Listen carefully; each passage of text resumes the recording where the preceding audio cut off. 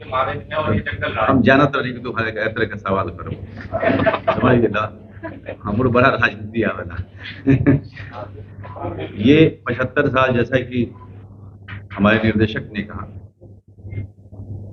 गांव और शहर के बीच का फासला बहुत ज्यादा जो बढ़ता चला गया, हम उस सिस्टम की बात कर रहे हैं। आप किसी और सिस्टम की बात कर रहे थे वहां से, हम उस सिस्टम की बात कर रहे हैं। तंत्र जो है एक दिन में नहीं बनता है। हमारा भारत देश बहुत पहले आजाद हुआ कि गांव शहर का फासला बढ़ता चला गया, लोगों के बीच का, वर्ग के बीच का फासला बढ़ता चला गया। हमारे निर्देशक उसकी बात कर रहे हैं। बहुत बढ़िया।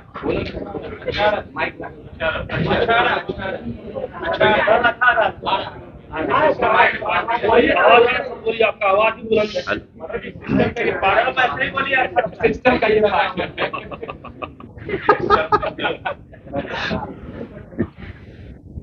ऐसी चीज फिल्म में होती ना, लगता है कि बड़ा कंट्राइव। तो ये उसकी कहानी है। एक ट्रैवल आदमी जो मुंबई के कंस्ट्रक्शन साइट पे काम करता है, उसकी पत्नी, उसकी छोटी बच्ची है, और किस हालात में उसको वापस अपने गांव, अपने जंगल की तरफ अपनी रक्षा करने के लिए भागना पड़ता है। इस पूरी यात्रा में कई सारे राज खुलते हैं, उसकी कहानी का पता चलता है, पीछे की कहानी का पता चलता है। हम उन सारी चीजों के बारे में बात कर रहे हैं। और सभी मूवी के जैसे वासेपुर में आपका फेमस डायलॉग रहा है, इस मूवी में ऐसा कोई डायलॉग जो आपको बहुत अच्छे डायलॉग है, लेकिन मेरा डायलॉग बोलना, देवाशीष को मेरा डायलॉग बोलने से ज्यादा इनको मेरी खामोशी अच्छी लगती है स्क्रीन पे। तो भोसले में ले दे के 12 शब्द थे जो मैंने बोले थे, और इसमें कितने बोले हैं? 16-17। इसमें 16-17 बोले हैं। तो ये एक अलग तरीके का अभिनय है, लेकिन रोमांच बहुत ज्यादा है। ये फिल्म एक बार जब शुरू होती है, ये कल का मेरा अनुभव रहा है, जब हिंदुस्तान में पहली बार जब मैंने महसूस किया इस फिल्म की स्क्रीनिंग के बाद, कि जब फिल्म शुरू होती है तो ऑडियंस जो है एक बार भी बाहर तो छोड़ दीजिए, वो गर्दन उठा के राइट या लेफ्ट की तरफ भी नहीं देखती। ये फिल्म इतना आपको बांध के रखती है। दशरथ की यात्रा उसकी छोटी बच्ची के साथ, वो हमेशा आपको सीट पे बिठाए रखता है, और कभी भी आपका भटकाव हो नहीं पाता है किसी और चीज से, फिल्म में, थिएटर में बैठे हुए। ये फिल्म इतनी ज्यादा लोगों को न सिर्फ बांधती है, बल्कि दशरथ के और जोरम के किरदार से बिल्कुल जोड़ देती है। ऐसा लगता है कि आप भी उसी हालात में पहुंच गए हैं, आप उसकी यात्रा में साथ हो लिए हैं। जोरम का अर्थ और क्या आप जो कुछ ऐसे एक्टर थे जो भाग्यशाली हैं जो बॉलीवुड में है, क्या उस पर आप सवाल करें? नहीं, मैंने क्या बोला, हमारे देश में ये स्थिति बदलनी चाहिए, वो चाहे किसी भी क्षेत्र में, चाहे वो फिल्म इंडस्ट्री में हो, चाहे कॉर्पोरेट हो। मैं किसी एक व्यक्ति के ऊपर कभी बात नहीं करता हूँ। मैं जब बात करता हूँ तो सोची समझी बात करता हूँ, किसी पे कोई निशाना नहीं होता है। ये देश बहुत प्रगति और भी करेगा अगर हम काबिल लोगों को उनके काबिलियत के मुताबिक काम देना शुरू कर दें। सवाल रह गया था, तेजस्वी यादव से मुलाकात हुई थी आपकी, उन्होंने ऑफर किया, आप लड़े ना लड़े, आपको ऑफर किया था कि मनोज जी आ जाइए लड़ेंगे। थोड़ा अलग क्या हो गया?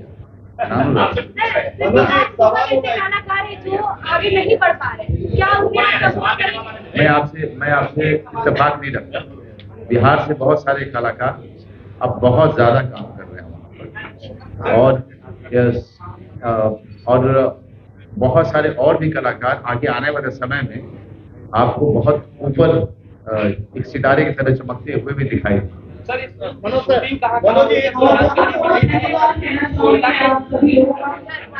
सर, आपने क्वेश्चन जानकारी मिली कि कोयला के खदान में आपने शूटिंग की, काफी डिग्री एक्स्ट्रा टेम्परेचर की आपने कई एक्सपेरिमेंट किए उसके उस अनुभव के बारे में। जी, अगर 50 डिग्री कोयला नहीं था, वो आयरन ओर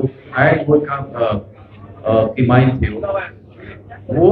देखिए, माइंस का क्या होता है, ओपन माइन में जो सबसे बड़ी दिक्कत होती है कि आप अगर वो माइंड चल रही है तो आपको खास एक समय दिया जाता है जिसमें कि आपको वो काम खत्म करना ही होता है।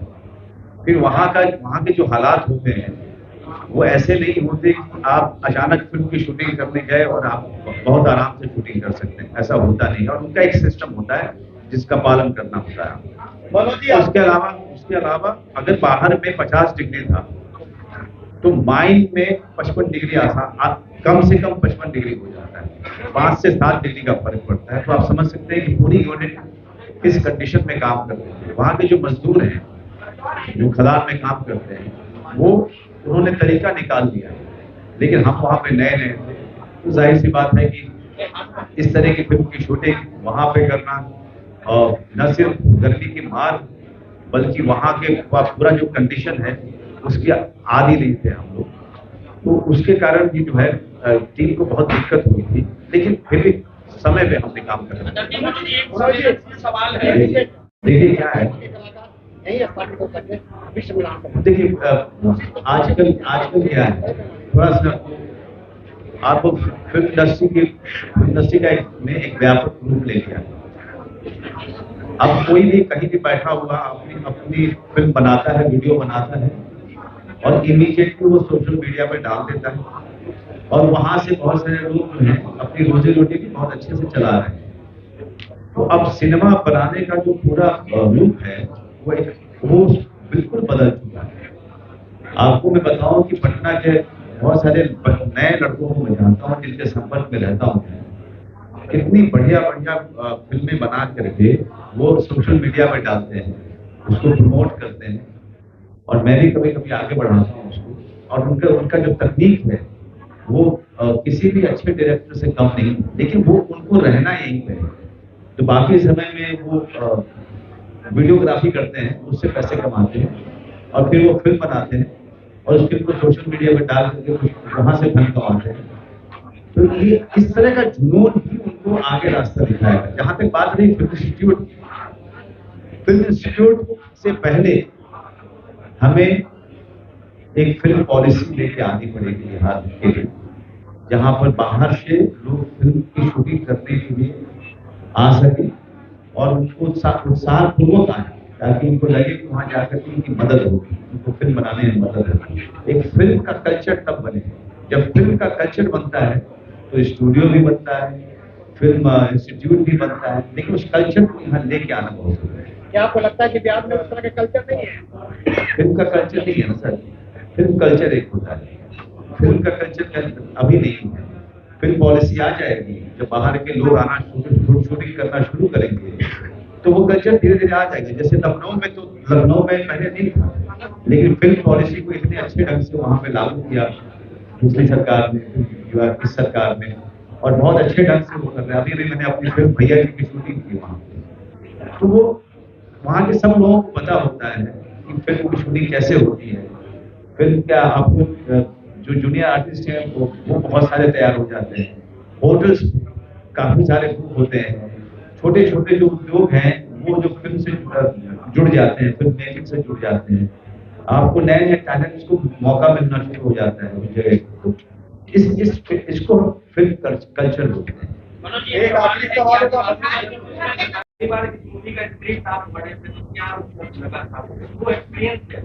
मुझे बड़ी कमाल इसमें जो छोटी बच्ची और दसरों के बीच में एक बहुत कमाल की केमिस्ट्री मुझे लगी। उनका जो संवाद होता है, 3 साल की 3 महीने की बच्ची जो है सिर्फ रो सकती है या हंसती है, और उसके अलावा वो शब्द नहीं निकलते हैं उसके मुंह से। उसी तरीके से दसरू है जो अब पूरी तरीके से खामोश हो चुका है, उसके पास भी कोई शब्द नहीं बचे हैं, लेकिन दोनों आपस में इस यात्रा में बहुत ज्यादा आपस में इंटरेक्ट करते हैं, आपस में उनके संवाद बहुत होते हैं, और वो साइलेंस में संवाद जो है, मौन में संवाद, उसका एक अलग पर्सपेक्टिव, एक अलग ढंग से हमने करने की कोशिश की है, जिसे देवाशीष ने बहुत ही बढ़िया ढंग से उसको फिल्माया है और बहुत ही सुंदर बन के आया है। आशा करता हूँ कि आप लोग जो हैं, आज शाम को फिल्म दिखाई जा रही है, आप में से कुछ लोग वहाँ मौजूद रहेंगे, क्योंकि अगर आप फिल्म देखेंगे तो बहुत सारे सवालों का जवाब जो मैं दे रहा हूँ शायद आपको वो उतने अच्छे से समझ नहीं आए, लेकिन आपके सारे प्रश्नों का उत्तर विस्तृत रूप में आपको देखने के बाद वो सारे उत्तर न सिर्फ मिलेंगे, बल्कि आपको एक पूरी की पूरी जो जर्नी है दसरों की, वो बहुत गहरे तक समझ पाएंगे। सर, शूटिंग के दौरान कोई यादगार चीजें सर? यादगार, मैं वहां पर दिशान अयूब मेरा को एक्ट्रेस, स्मिता दामले मेरे को एक्टर, एक मेघा करके लड़की, और भी मेरे एक्शन की जितनी टीम, उन सबको जो है मैं मीट भात बना के खिलाता था वहाँ। तो मीट भात और भंटा का चोखा, आलू का चोखा, आलू परवल, भिंडी का भुजिया। मतलब गांव वाला एक्सपीरियंस रहा सर। मैं मुंबई में भी क्रिएट कर सकता हूँ। जब मुझे गांव की बहुत याद आती है तो ये सारे खाने बनाता हूँ, तो गांव की यादों को खाने के साथ पूरा किया जाता है। मनोज जी, जब ये फिल्म आप बना रहे थे तो आपकी जिंदगी में जब सिस्टम ने लाइन शादी की तो कोई वाकया याद है या आपके आसपास? देखिए क्या है कि हम लोग हमारे देश में एक कमाल की बात है कि आपको जिंदगी में आगे बढ़ने के लिए बहुत भाग्यशाली होना पड़ता है, बहुत प्रतिभावान होने की जरूरत है। आप बहुत भाग्यशाली हैं, प्रतिभा नहीं है, तब भी आप आगे बढ़ जाते हैं।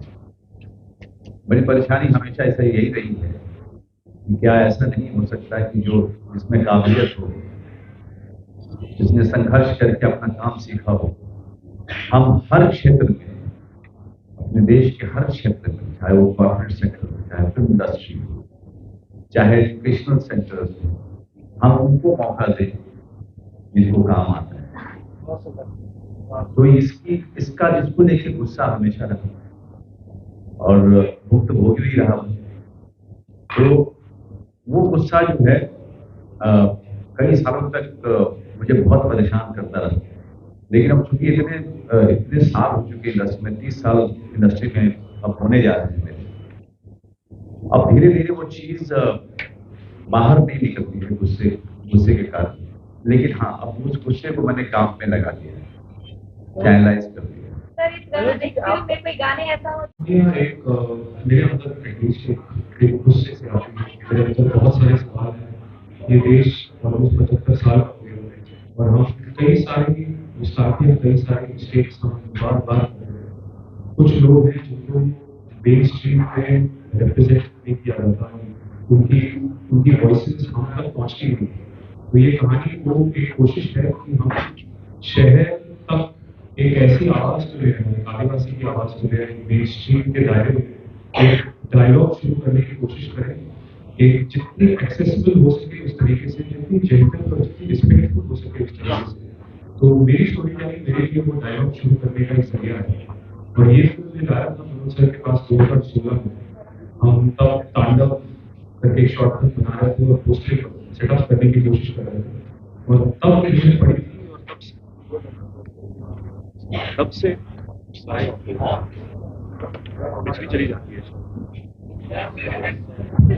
मेरी आत्मा स्टेज पे। हाँ, तो तब से हम इस फिल्म को लेकर डिस्कस कर रहे हैं, प्रोड्यूसर ढूंढ रहे हैं, और फाइनली 2021 में मनोज सर जी स्टूडियो हो गया। तो ऐसी कहानी को ऐसा मंच मिला, ऐसी स्केल हुई कि अब हमको कॉन्फिडेंस है कि हम बहुत सारे लोगों तक, पूरे देश के कोने कोने तक, पूरी दुनिया के कोने कोने तक, क्योंकि वर्ल्ड वाइड रिलीज है, और ऐसी कहानी को और इस तरह के मुद्दे को और इस तरह के कैरेक्टर को, इस तरह का सपोर्ट जनरली होता नहीं है। तो ये लंबा फासला हमने तय किया और उम्मीद है कि पूरा देश ये फिल्म देखेगा। अखिलेश, बहुत इम्पोर्टेंट बात है, तो बाहर जाएंगे। देखिए, बिहार मेरी जन्मभूमि है और कई साल से मैं लगातार आता रहा हूँ। पटना में मेरा हमेशा रुकना होता है, फिर यहाँ से अपने गांव बिलवा जाता हूँ।